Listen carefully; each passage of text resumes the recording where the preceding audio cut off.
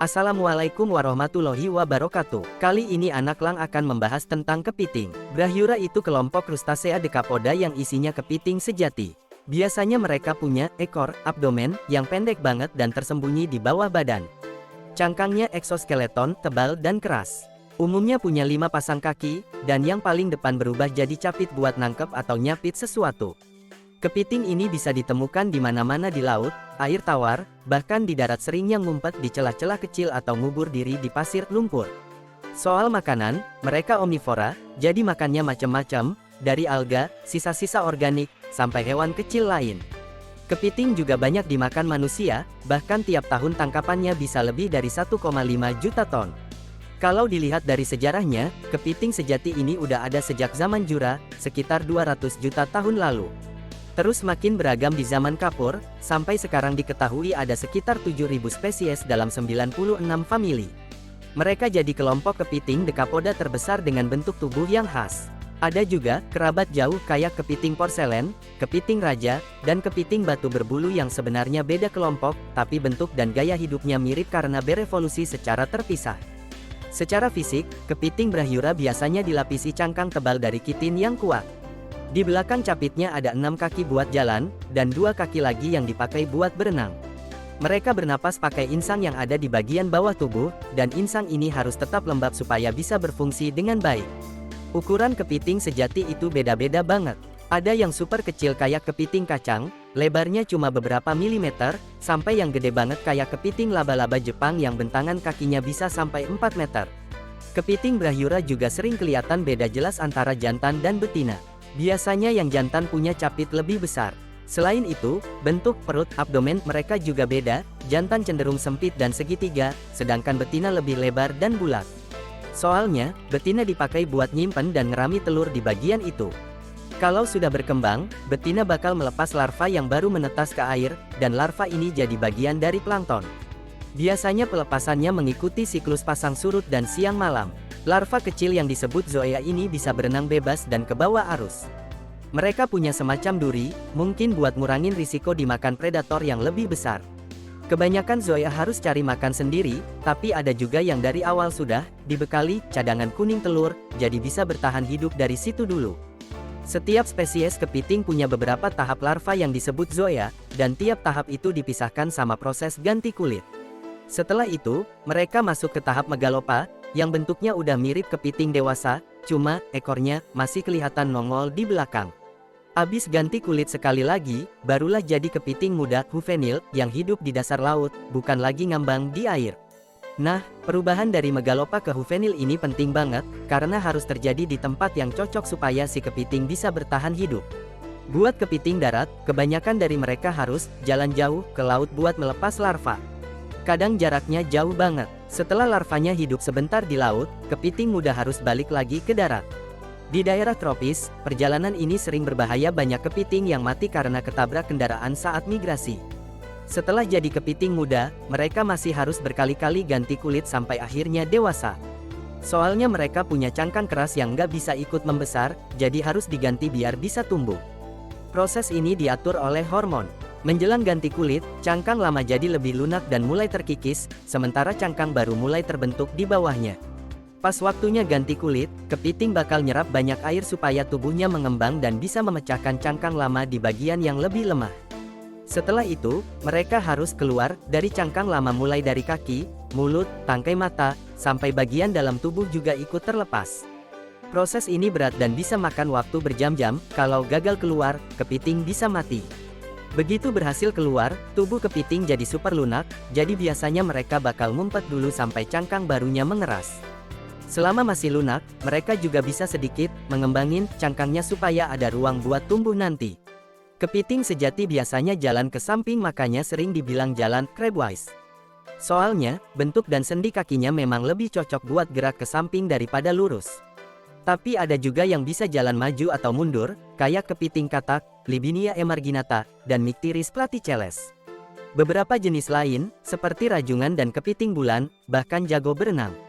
Khusus rajungan, kaki belakangnya udah berubah jadi kayak dayung, jadi lebih gampang buat ngojek di air.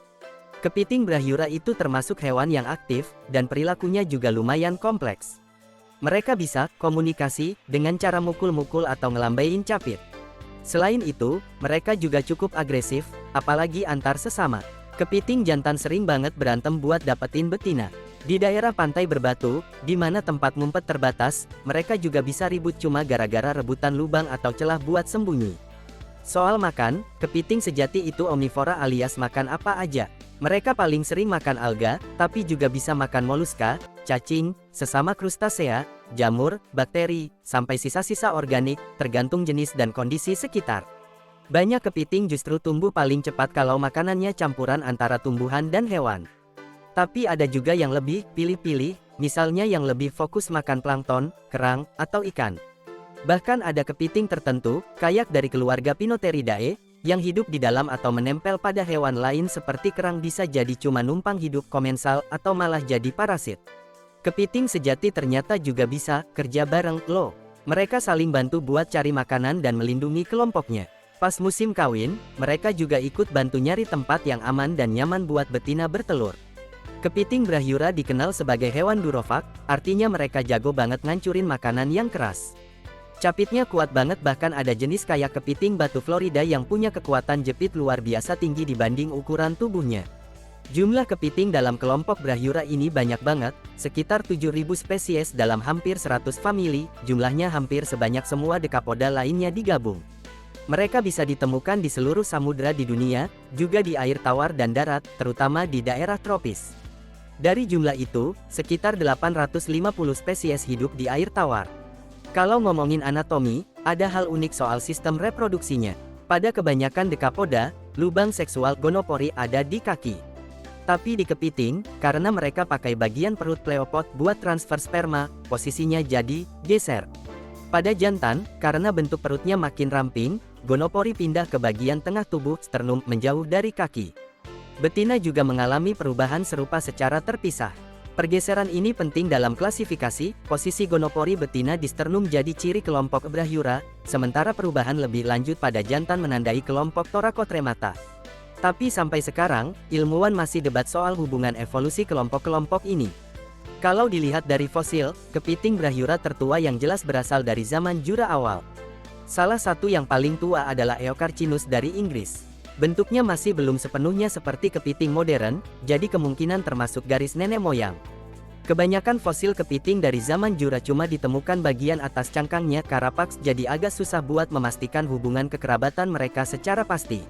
Kelompok kepiting ini pertama kali dideskripsikan dan dikasih nama sama ahli zoologi asal Prancis, Pierre-André Latreille, sekitar tahun 1802. Waktu itu dia nulisnya sebagai bagian dari karya besar Georges Louis Leclerc, Comte de Buffon yang berjudul Histoire Naturelle. Nama, Brachyura, sendiri diambil dari bahasa Yunani kuno, yang artinya kurang lebih, ekor pendek. Walaupun udah lama dikenal, kelompok Brachyura ini ternyata cukup rumit dan masih belum sepenuhnya dipahami. Klasifikasinya juga sering direvisi. Misalnya, penelitian yang lebih baru nemuin kalau beberapa kelompok yang dulu dianggap satu keluarga besar superfamili ternyata nggak benar-benar satu garis keturunan, jadi masih butuh penelitian lebih lanjut buat ngerapihin pohon keluarga mereka. Brachyura termasuk dalam kelompok Reptantia, yaitu dekapoda yang cara geraknya jalan atau merayap kayak lobster dan kepiting. Mereka punya saudara dekat, yaitu kelompok Anomura, yang isinya kelomang dan kerabatnya. Kalau dilihat dari evolusinya, Brachyura terbagi jadi beberapa cabang. Yang paling awal muncul itu kelompok Dromiacea, sekitar zaman Trias akhir atau Jura awal. Setelah itu, muncul cabang lain seperti Raninoida dan Cyclodoripoida di zaman Jura. Nah, sisanya yang disebut Brachyura kemudian terbagi lagi di zaman Kapur jadi dua kelompok besar, Heterotremata dan Thoracotremata. Dulu, kelompok Eocarcinoidea, yang isinya Eocarcinus dan Platycota, sempat dianggap sebagai kepiting paling tua. Tapi sekarang, para ilmuwan lebih cenderung menganggap mereka sebenarnya bukan kepiting sejati, melainkan bagian dari kelompok Anomura. Kepiting sejati itu ternyata nyumbang sekitar 20% dari total krustasea laut yang ditangkap, dibudidayakan, dan dimakan di seluruh dunia. Jumlahnya bisa sampai 1,5 juta ton tiap tahun. Bahkan ada satu spesies, Portunus trituberculatus, yang sendiri nyumbang sekitar 1/5 dari total itu.